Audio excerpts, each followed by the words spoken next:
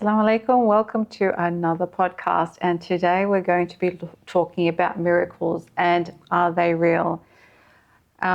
Welcome, Dr. Omar. Thank you. Thank you, Zulaikha. Well, first question, I guess with a context maybe, when we talked about the Miraj, there was a lot of questions about it was a miraculous experience and there were a lot of questions about did it really happen physically?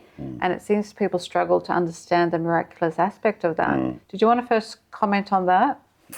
Yes, we can. I saw the comments too. Some people were saying it was a dream, and they insisted on it too. Some saying it was just spiritual.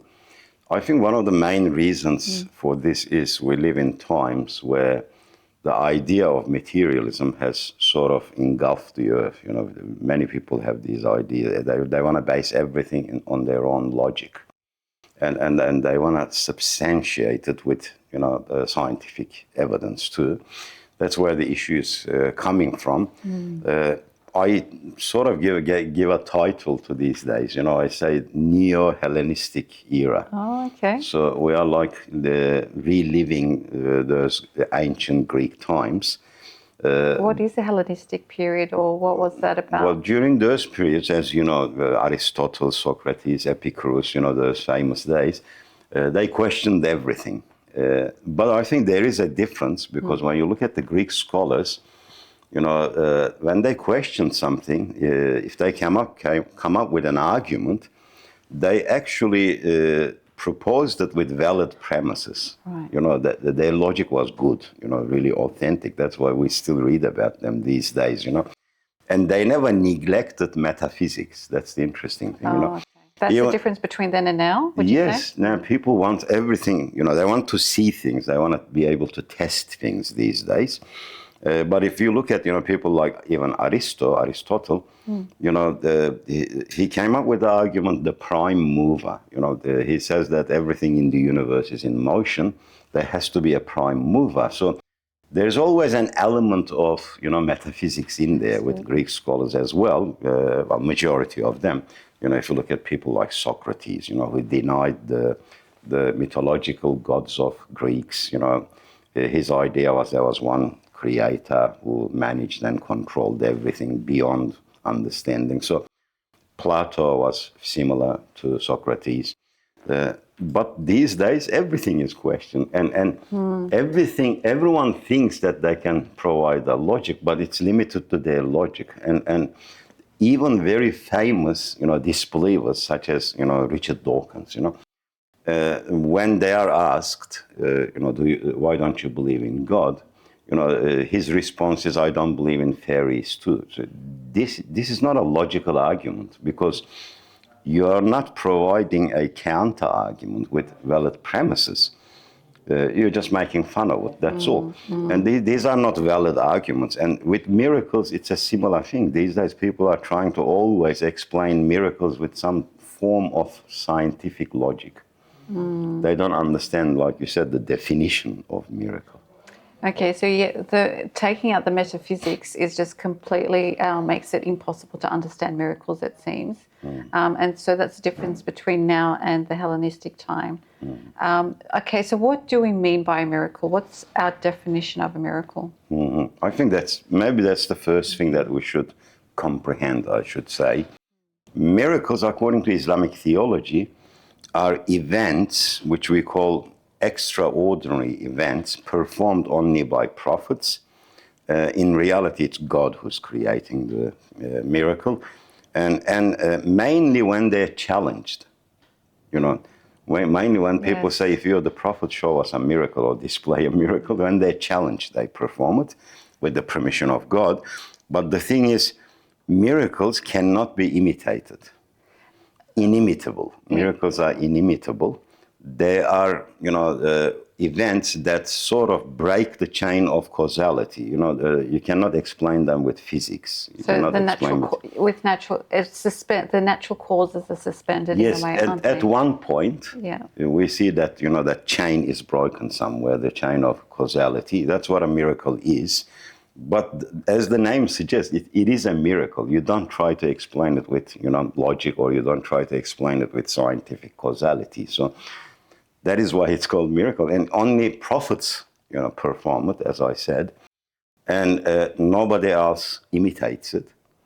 But there are other wonders in Islam, in Islamic theology that, other people can perform as well.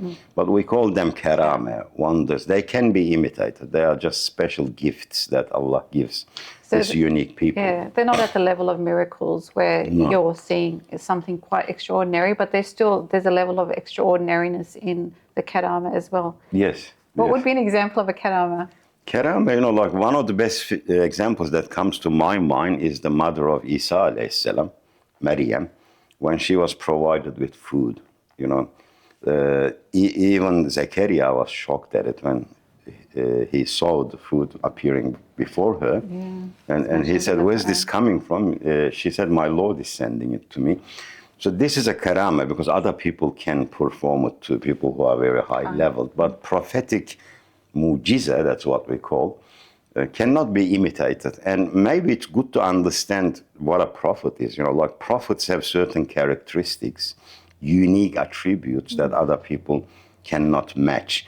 And usually scholars provide 5 main unique characteristics of prophets. Sidq, amana, isma, fatana, tabligh, 5 of them. Sidq is truthfulness. The prophets never lied. If you look at their lives, they never lied. When we study the life of Prophet Muhammad, peace and blessings be upon him, we see that even when he joked about something, it seldomly happened, but he never lied. Even the joke was truthful. Like he said to Anas bin Malik, you, the man with the 2 ears, come here. It was a joke. And once he said to this elderly woman, when he talked about Jannah, the beautiness of Jannah, paradise, eternal paradise, and she was ready to go there. She wanted to go there, and he said, you cannot enter Jannah like this, the way you are. And she started weeping, and he said, no, Allah will make you younger there. Yes. So it was a joke as well, but it's always truthfulness. That's right. So we have evidence that even from non-believers at the time, the idol worshippers, polytheists of Mecca, who confirmed that the Prophet Muhammad was truthful. He never lied. They gave him the name Al-Amin, the trustworthy. And that is the second attribute, trustworthiness, which is amana. As you know, you can rely on them 100%. With the prophets, that's where the name Min comes from anyway, believer. It's one of the names of Allah too, as you know. It means a reliable person. That's what it is. And even, when the Prophet was their enemies, as you know, they used to leave their belongings to him. Yeah. And even when he was migrating from Mecca to Medina, he made sure that all whatever was under his trust that was given back to them. These people that were trying to kill him, but he took that very seriously. If someone entrusted something to him, he took it very seriously. Yes. And that's another indication of amana, that attribute. Because those days, as you know, they didn't have banks where you can go and use the box, So they used to entrust their belongings to reliable people. But everyone came to Prophet Muhammad. They knew that would be protected and they would get it back perfectly. So trustworthiness is important. Tabligh is conveyance. That's the third attribute, meaning that the prophets convey the message of Allah subhanahu wa ta'ala, God Almighty, the revelation, as the way it's revealed. They are not allowed to touch it in any way. They don't add to it. They don't take things out of it. They convey it as the way it was revealed to them. Isma is they are sinless. They don't commit sins, prophets, as you know. Yeah, they can make mistakes. They are human. All prophets are human. Prophet Muhammad, Isa, alayhi salam, Jesus, Moses, they're all human. They can make mistakes. We call that khata or dhalla, slip up. And then you have fatana. They're very intelligent, extremely intelligent, there's a concept called qismet or nasib in Islam, meaning that if something is meant for you, you will get it because it's in your destiny. And in Medina, this Jewish person, he came to Prophet Muhammad, he wanted to test him, or he wanted to deceive him in reality. He had a piece of bread in his mouth and he said, is this my rizq? Is this my sustenance? Is it meant for me? If the Prophet said no, he was going to eat it. If he said yes, he was going to chuck it. But they are so intelligent, the Prophet. Straight away, he said, if you eat it, it's your rizq. Very clever. Yeah. That's fatana, not everyone can be like that. And at the same instant, provide the answer, which is haq, it's the truth. And the sixth that scholars add to prophetic attribute is miracles. Right. So miracles are haq, they are truth, they occur. And it is impossible to explain them with science. When people always try to say, oh, there must be scientific explanation. But when you think about it, a man comes, he has a staff in his hand. He chucks it down and the entire sea parts, Yeah. like Moses, Musa alayhi salam. Huge, the Red Sea, it parts in two, splits in two, and people go through it. Yeah. And then it starts, closing again on top of the Pharaoh and his army. Can I ask, so when you're talking about miracles, I feel like life has got miracles as well. So how do we understand that in relation, are we talking about a different term? Because life is a miracle. Because until we talked about evolution in previous podcasts, and they can't explain it. There's no way to explain how life first started. Yes, Even yes. the evolution theory talks about, there's a theory of how it evolved, but it can still till today can't say how that first life happened. So is that considered a miracle, but that's not attributed to a prophet, right? That's a good point. I was thinking about that too, because yes, everything in life is a miracle when you think about it from that perspective.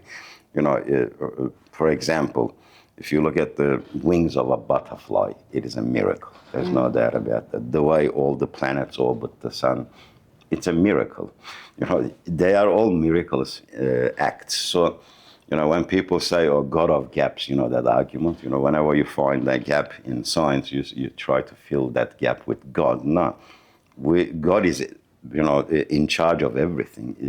It is more amazing that things work the way they are.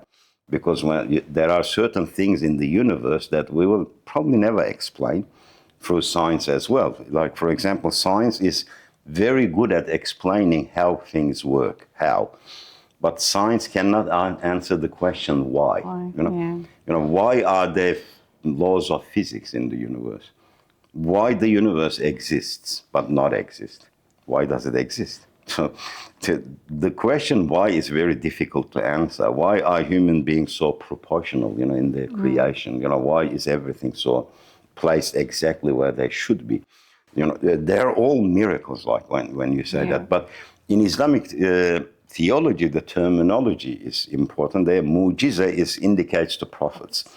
Of course, it is God doing it as well.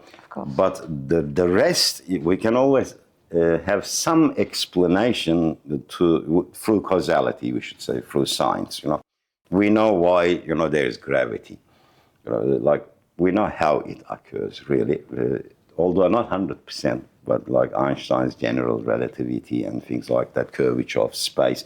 So we can provide an explanation. And we kind of know their wisdom as well, as in you see that it's need for, I guess, existence, whereas with the miracle, there's no as in natural need, as in splitting of the moon. Yes.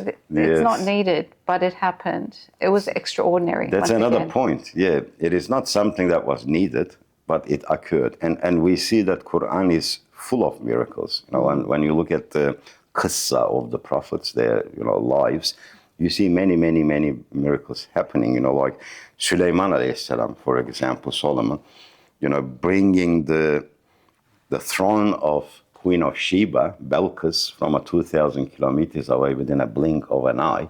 Well, it was a human being who did it. Because the Quran says one of the ifrits, jinns, he said, I can bring the throne to you before you get up and sit back on your throne. But one man of knowledge, that's what the Quran, deep knowledge, profundity, the Quran says, he brought it within a blink of an eye, the entire throne from 2,000 kilometers away.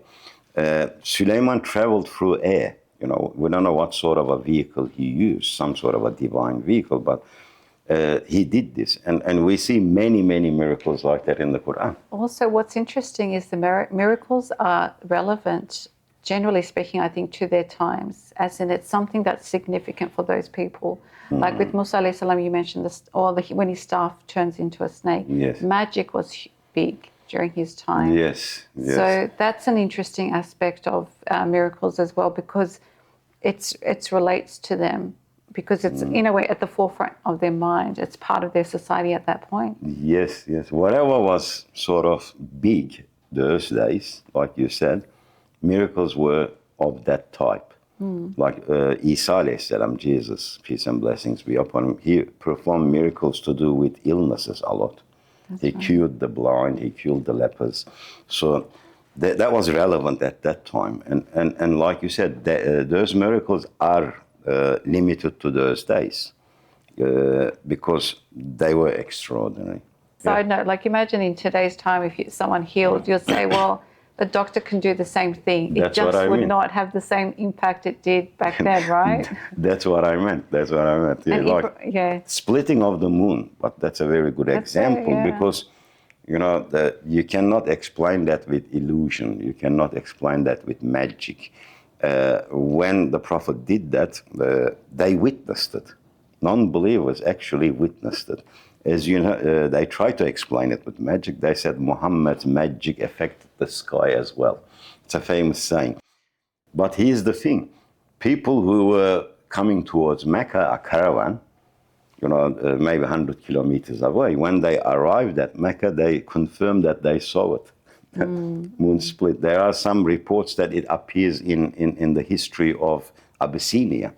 They have recorded the incident. So when people are seeing the same thing from different regions, that is not illusion anymore. So it actually split in half. It confirms it. So we have to realize that these are miracles. We don't try to explain them through, you know, logic. It is not possible, even if we tried it. But there is one thing which is important. In the Risale-i-Nurs of Bediüz Zaman Said Nursi, he has this, you know, amazing, interpretation of miracles. He says that they sort of draw the line or the limits of what human beings can do through science. The miracles through science and technology. Yeah. So he's saying that you can reach that level, you can do that miracle using science as well. But that is the limits for humanity, he says. What are some examples? Let's look at it before we talk about the implications of that. Like Ibrahim alayhi salam, when he was thrown in the fire and he didn't burn. Yeah. So you could have clothes that are fire resistant, which exists today. Yeah, they make clothes like that, like you said. But the thing is, we haven't achieved that completely yet. Because his body did not burn to his flesh. But also the fire became, cool and comfortable. That's what the Qur'an says, cool and bardan wa salama, cool and comfortable. That is a miracle.